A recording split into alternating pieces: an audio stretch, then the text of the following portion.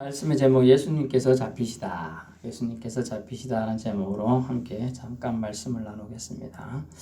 오늘 예수께서 하늘을 우러러 자신과 제자들과 신자들을 위한 중보의 기도를 지난주에 말씀 올려드린 후에 일어난 바로 직후의 사건입니다. 물론 이제 본문에서는 그렇습니다만 그 전에 겟세마네 동산에 기도하는 장면은 요한은 기록하지 않았어요. 요한의 기본 사상은 뭡니까? 따라해보세요. 예수님은 하나님이시다. 예. 그게 요한의 기본 사상이기 때문에 요한은 하나님, 즉 예수님에 대해서 말하는 게 모든 걸 집중해. 그래서 다른 것은 좀 지엽적인 것, 인간적인 부분들은 좀 빼고 있음을 우리 알고 유념해 두면서 말씀을 들으시면 좋겠습니다. 기도로운 시냇가 건너편 추측컨대 겟세마네 동산에 함께 들어가셨어요. 이곳은 마태복음 26장에 겟세마네에서 기도를 간절히 심으셨던 곳입니다. 요한은 이 부분에 이제 기록하지 않았다라고 제가 말씀드렸고요. 유다도 이 장소를 알고 있었다. 2절에 유다가 군대 대제사장들과 바리새인들에게서 얻은 아랫사람을 데리고 왔다. 제자들도 한 12명 되니까 웬만하면 무리는 됩니다. 웬만하면 싸울 수가 있어요. 그런데 제자들이 기가 눌리고 속된 표현으로 쫄아가지고 도망갈 정도면 한 100명은 왔다고 봐야 돼요. 100명은. 최소 5대1 정도 돼야 사람들이 쫄리고 이렇게 주눅이 들지, 도망가지. 거의 비슷하면 해보자, 그러죠. 해보자. 이렇게 되는 거죠. 최소 저는 100명이나 추측합니다만, 30명일 수도 있고, 최소한 제자보다는 몇 배나 많았을 것이다. 그런데 어떻게 왔느냐? 등과 횃불과 무기. 오늘날처럼 전봇대 그게 있는 것도 아니고 후레쉬가 있는 것도 아니고 등 하나 들고 횃불 좀 이렇게 붙여갖고 오고, 무기 다른 본문에 보면 금과 몽치, 칼하고 몽치 같은 거, 오늘날 망치 같은 거 하나 들고 막 사람들이 온 거예요. 군인들은 물론 칼을 가져왔을 거고 창도 가져왔겠지만 일반 이제 아랫 사람들은 몽치 정도는 들고 왔겠죠. 이게 밤에 왔다. 이게 이제 몰래 온 거예요, 몰래. 모든 이제 그때 당시에 로마법은 낮에 집행하게 돼 있어요. 신문도 낮에 하게 돼 있고, 잡으러 가는 것도 낮에 하게 돼 있고. 물론 이제 특수한 경우는 있겠습니다만, 예수님의 경우를 특수하게 봤다는 게 좀 웃깁니다. 왜? 대낮에도 예수님은 항상 대낮에 말씀을 전하시고, 사람들 많은 데서 말씀을 전하셨단 말이죠. 그럴 때는 가만히 있더니, 지금 몰래 왔어요. 무기를 들고 왔어요. 세상 힘으로 해보려는 그들의 생각이죠. 예수님은 세상의 등불로 오셔서 온 세상을 밝힐 수 있는데, 예수님을 잡으러 온 사람들은 자신을 밝히기도 미흡한 등 하나씩 들고 왔어요.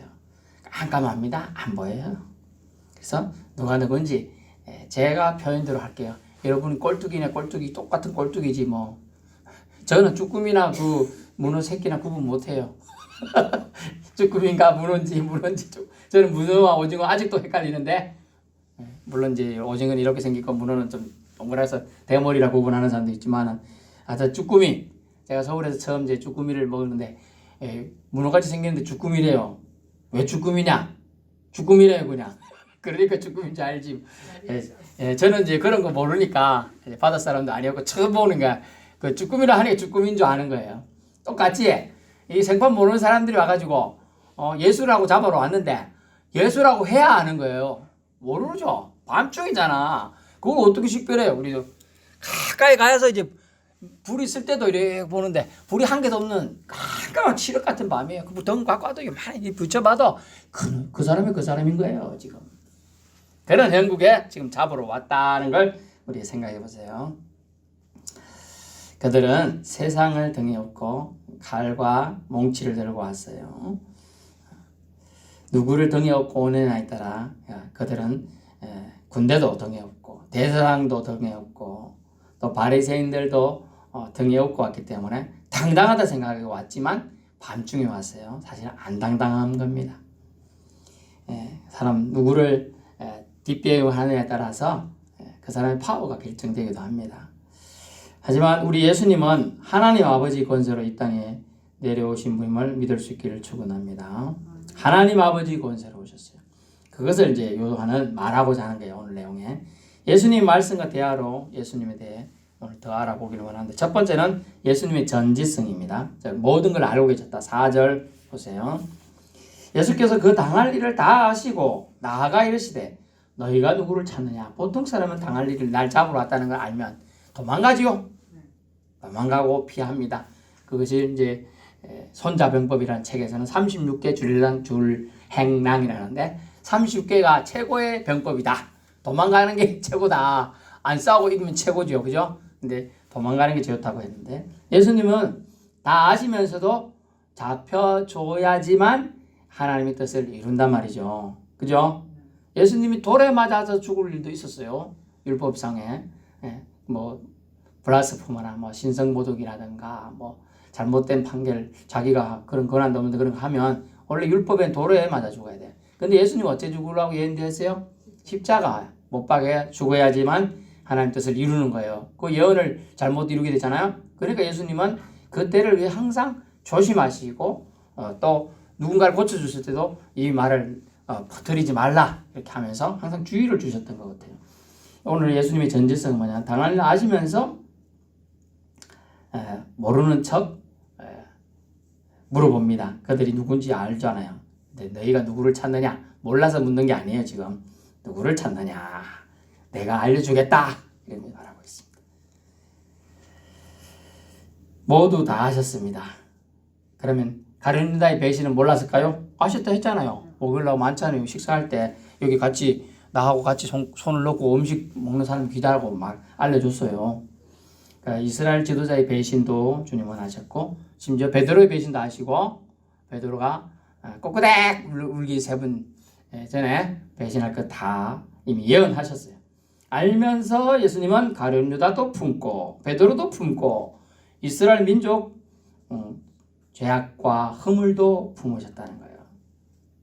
저 같으면 꼴보기 싫어서 그러고 싶지 않은데 예수님은 그거 다 알면서 십자가를 지신다는 것입니다. 정말 다 알면서 하는 게 더 어려운 거예요, 여러분. 더욱 어렵고 힘든 결정이죠. 더 넓은 하나님의 사랑을 알 수가 있어요. 그리고 예수님의 전지성은 하나님의 사랑을 완수하기 위해서 숨겨두고 계셨어요. 사실은 숨겨두고 계셨어요. 근데 오늘 본문에 너희가 누구를 찾느냐라고 말하면서 그 앞에 다 아시면서 물었다라는 걸 알 수가 있습니다. 그들이 뭐라고 하면 다 대답하여 나사렛 예수라라고 말합니다. 나사렛 나지리라는 단어는 뭐냐면 나시린 구별된 예수다. 너희 죄와 허물을 속죄하기 위하여 만세 전부터 예정되어 구별된 메시아로서 오시기로 작정된 예수, 그게 바로 나시린 예수, 나자렛이라는 거예요. 원래 나자렛이라는 것은 신약에 나오지만 구약에는 한 번도 안 나옵니다. 그 명칭 자체가. 근데 이 나자렛은 이 나시린에서 왔기 때문에 어근이 그렇습니다. 그래서 예수님이 나사렛 예수라 하거늘 하니까 내가 거니라. 요한복음에 독특하게 사용된 용법들이 있다 했죠. I am I, 나는 나다. 이런 용법을 많이 써요. 헬라어에서. 내가 내라고 정의를 내릴 수 있는 것은 신밖에 없다 그랬어요. 나는 나다. 당당하게 말할 수 있고. 그런데 오늘 예수님 내가 그야 라고 말합니다. 예수님은 당당함을 보게 됩니다. 당당함.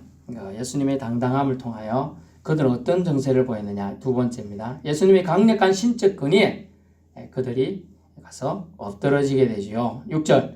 예수께서 그들에게 내가 거니라 라고 하는 말을 두 번 했죠. 그들이 물러가서 땅에 엎드리죠.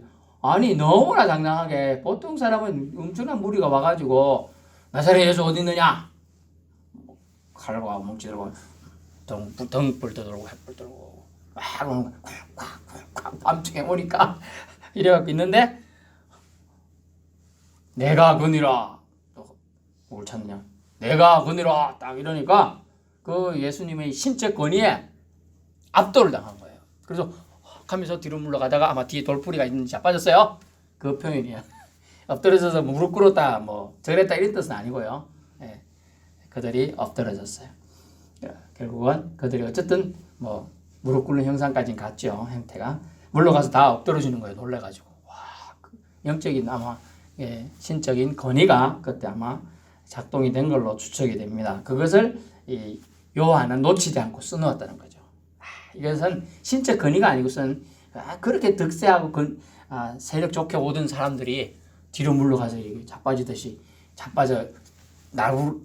자빠져서 나뒹 굴렀다. 이 표현을 쓴다는 것은 쉬운 단어가 아니거든요. 그래서 예수님의 강력한 신적 권위가 오늘 기록되어 있어요.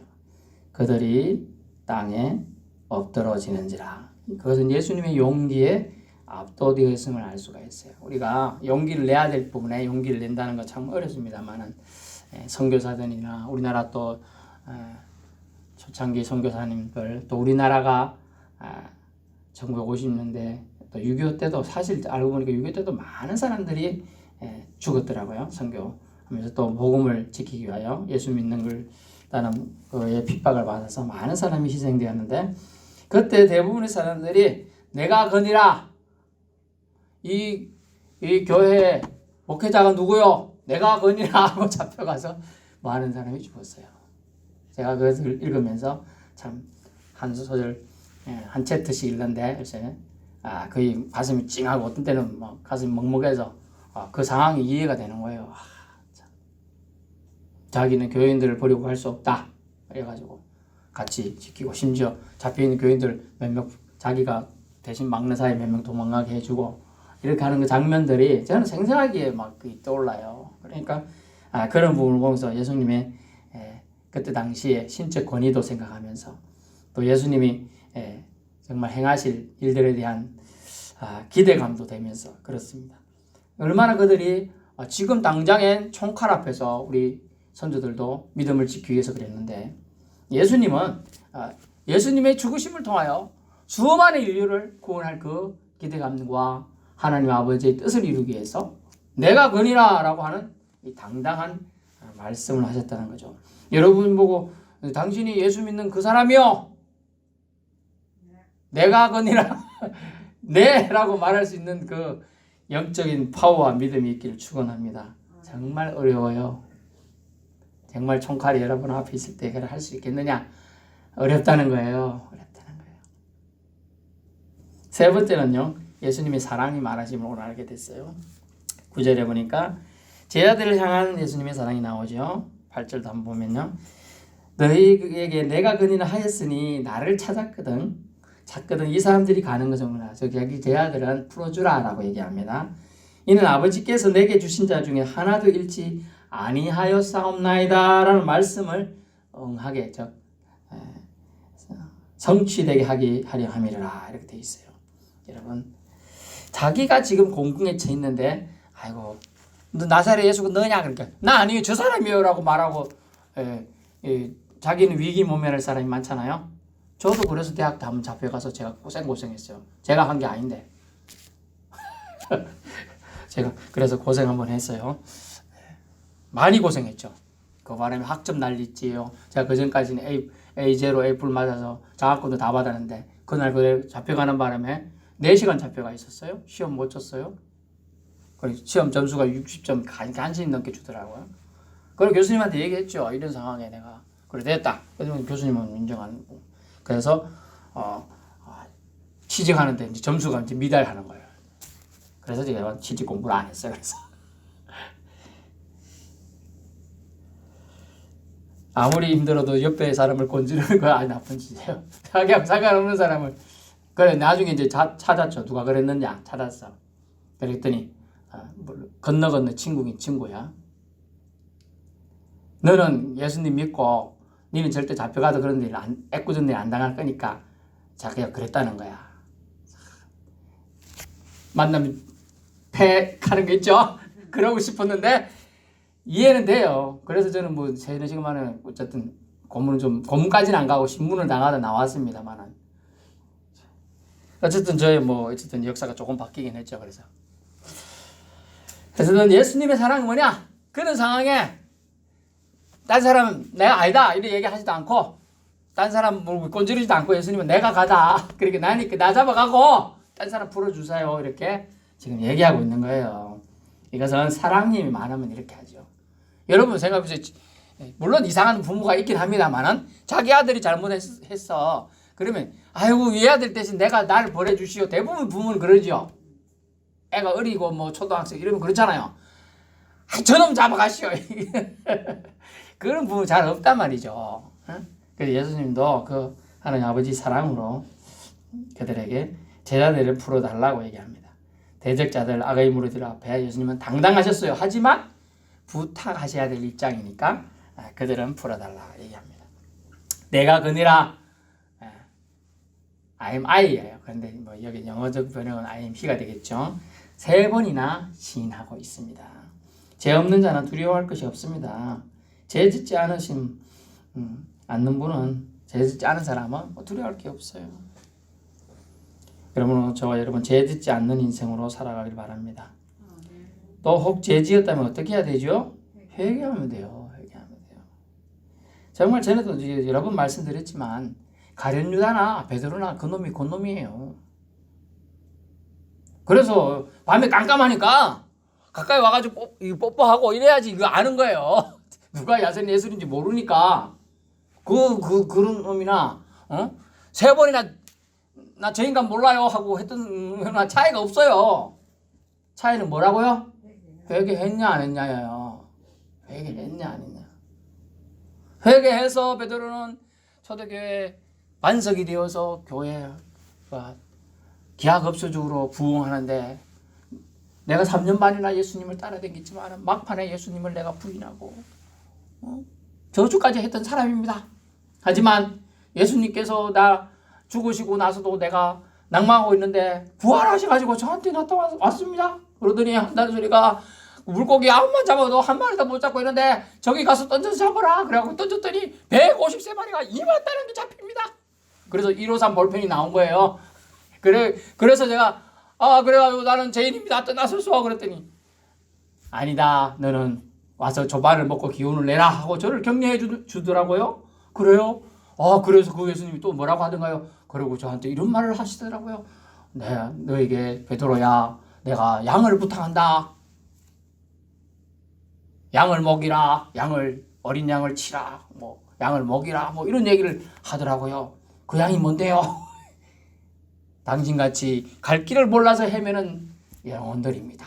자, 그러니 우리 예수를 믿어야 됩니다. 예수님만이 우리를 구원해 줄 유일한 분입니다. 이런 얘기를 하니까 하루에 수천 명씩 사도행전 나중에 보겠습니다만은 거기서는 수천 명씩 3천 명씩 5천 명이나 회개하고 난리 나요. 5명만 회개해도 저는 하나님이 하셨습니다. 기쁩니다. 이럴 건데 5천 명이나 막 5천 명이 이 마을의 수용은 하나 모르겠네.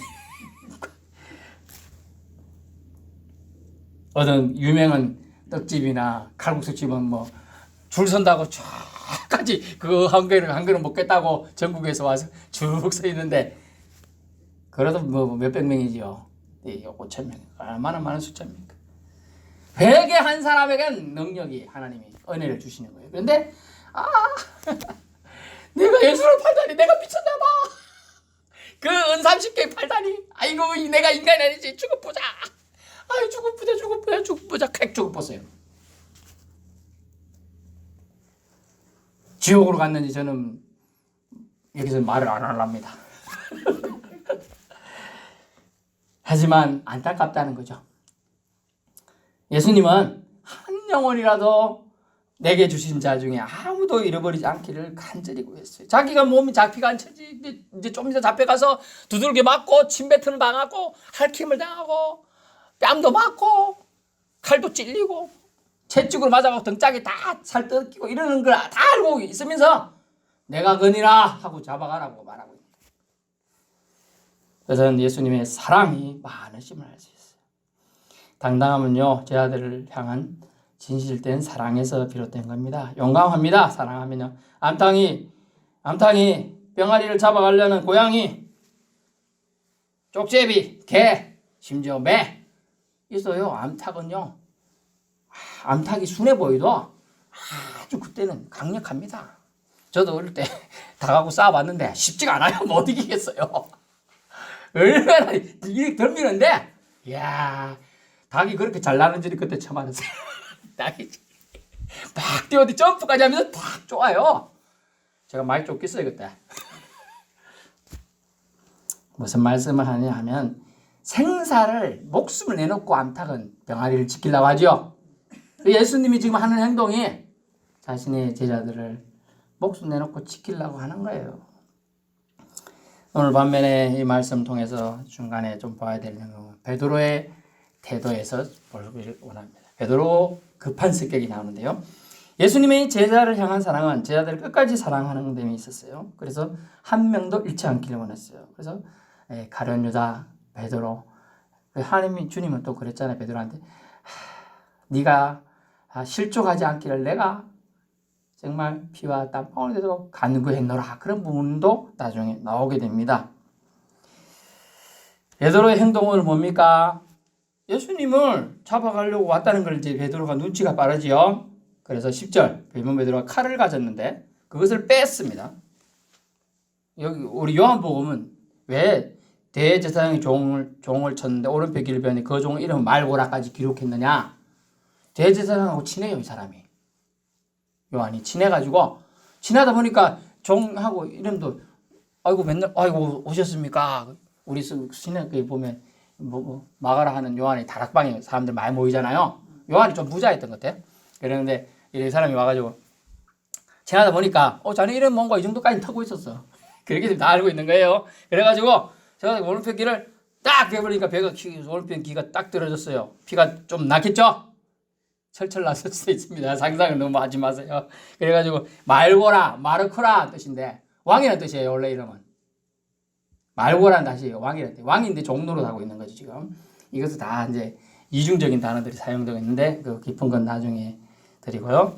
이 사람을 예수님은 다른 본문에서는 이제 다시 귀를 집어서 붙여주는 장면이 나와요. 여러분 귀 빨리 떨어졌을 때 낙담하지 말고 빨리 붙이면 돼요. 전혀 그게 근거가 없는 게 아니에요. 진짜로. 붙여줘서 귀가 붙게 됩니다. 정상적으로 작동하게 돼요. 물론 예수님이 신체 근위로 다 붙이자마자 샥 바로 났습니다만은 베드로에게 뭐라고 합니까? 칼을 칼집에 꽂으라. 아버지께서 주신 잔을 내가 마시지 아니하겠느냐 하시니라. 이렇게 되어 있고 다른 부분에서 칼집에 꽂으라. 칼로 흥한 자는 칼로 망한다. 이렇게 향하는 말이 있어요. 근데 아버지께서 주신 잔이기 때문에 이 십자가의 길, 고난의 길은 아버지께서 나에게 허락한 소명이기 때문에 내가 이것을 감당해야 될 나의 몫이다. 그래 너는 허락해라는 뜻이. 베드로 지난번에도 그랬잖아. 내가 죽으러 가야겠다 하니까 예수님 멱살 잡더니 안 돼! 하던 사람이 바로 베드로예요. 여러분 같으면 안 그러겠어요? 여러분 아들이 엄마 나 이제 죽으려고 할래 하면 뭐라고 했어요? 미친다 이게 목소리를 잡고 안 된다 할 거 아닙니까? 맞죠? 막 잡고 안 된다고 말릴 거잖아요. 그 베드로가 그랬던 사람입니다 지금. 그런데 칼을 칼집에 꽂으라. 아버지께 준 잔을 내가 마시지 아니겠느냐 말합니다. 참 베드로의 행동은 참 인간적이에요. 가만히 보면. 그래서 제가 이제 성경 인물 중에서 베드로를 상당히 존경하는데 객기라고 할 수 있어요. 지금 한 행동은. 사실 전체 그 한 명은 이렇게 자기 해코지 할 수 있겠지만 군대와 아랫 사람들이 숫자가 많은데 그죠? 베드로가 전투적으로 몰라요. 뱃사람이다 보니 팔 힘은 셀지 모르겠습니다. 그죠? 그렇지만 싸움을 전투적으로 한 건 아니겠잖아요. 그러면 조국적으로 지겠죠. 그죠? 잡혀가고 큰일을 당할 수 있겠죠.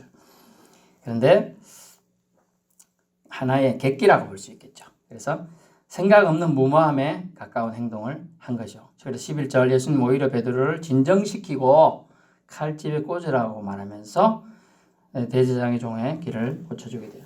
베드로의 급한 성격은 하나님이 예수님께 주시는 잔을 마시는 것이 순종임을 예수님이 말씀하심을 통하여 베드로를 가르칩니다. 여러분 순간적인 흥분으로 일을 그르칠 때가 많아요. 사실은. 순간적인 흥분은 여러분 우리가 믿음 생활하는데 아주 방해가 될 때가 되게 많습니다. 그래서 야고보서에도 나오지만 그 하나의 분노로 삶의 모든 것을 뒤바꿀 수가 있어요. 순간적인 그래서 우리나라 속담에도 뭐라고 합니까? 참어린이 몇 개면 살인을 멸한다 그러잖아요. 그래서 이것을 상황을 바라볼 수 있는 안목이 이제 신자들에게 필요한데 참 어렵습니다. 도망가야 될지, 칼 들고 빼서 찔러야 될지, 아니면 예수님처럼 가만히 순종해야 될지 참 어려워요. 어렵습니다. 그때 우리는 영적으로 하나님께 아무리 바쁘더라도 급하더라도 물어봐야 되는 거예요.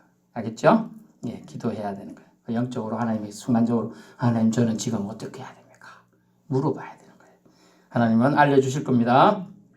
하나님 일을 막는 장애물이 되어서는 안 돼요. 베드로의 급한 성격 때문에 하나님 일을 막아요. 만약 베드로가 이렇게 했어요.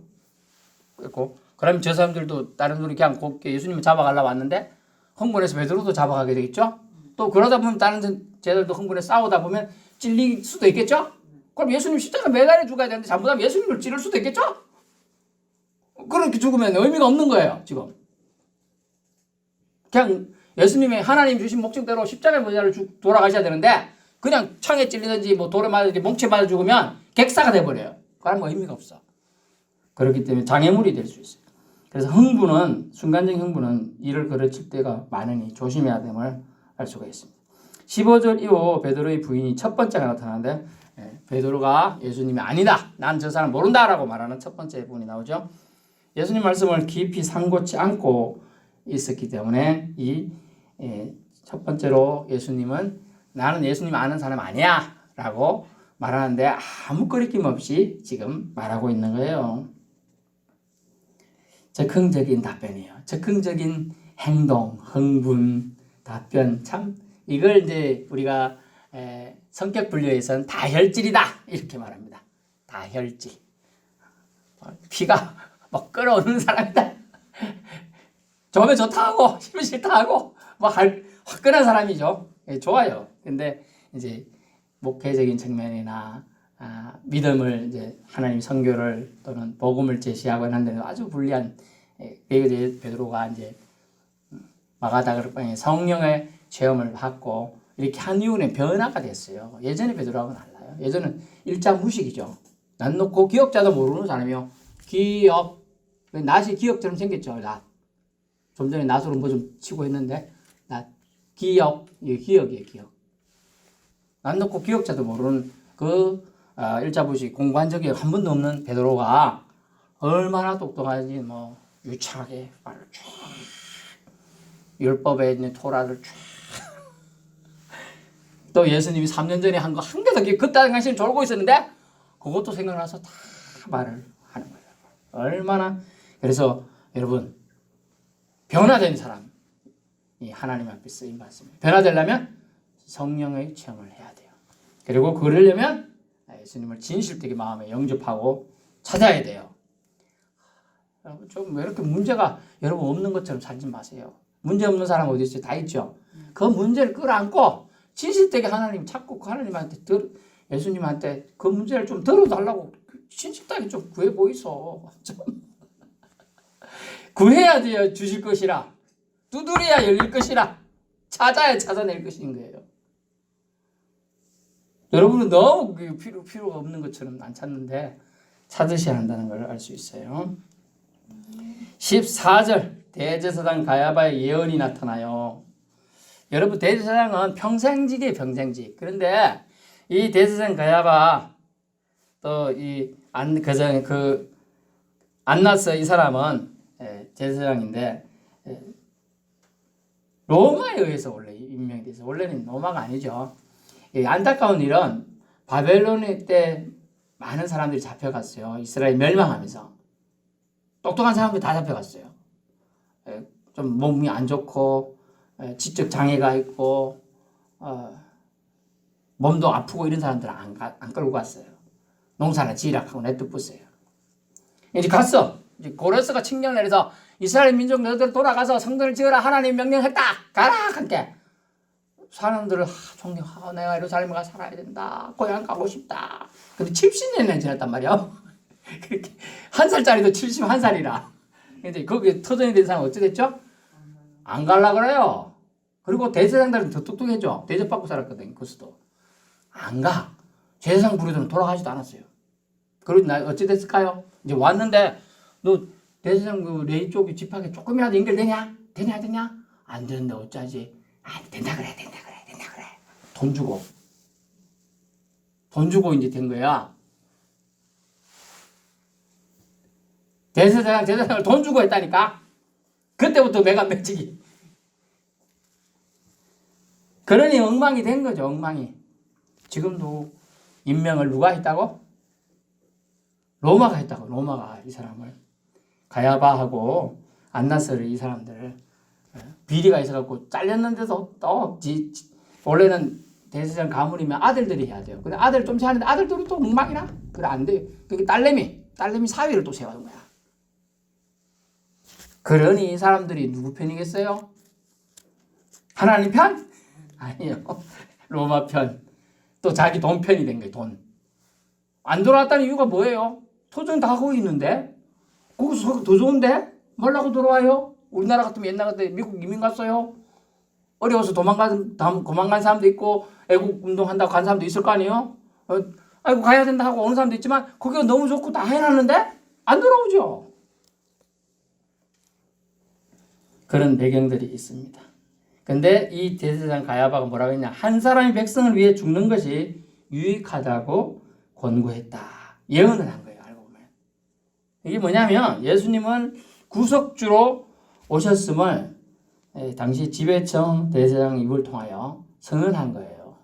자기는 그런 말이 무슨 뜻인지 모르고 했어요. 사실 뭐 생각하기는 저 예수가 소란을 일으키니 우리 지위를 뺏기는 것보다는 차라리 저 사람 죽이는 게 낫겠다라고 말했지만 그 말 뜻에는 이중적으로 예수님은 저들에 의해서 죽임을 당하겠지만 인류를 구원할 큰 하나님의 계획 위에 예수님이 그 일을 당하실 것을 예언한 것이다 라고 보고 있습니다. 17절 18절 요한의 시각이 나오는데요.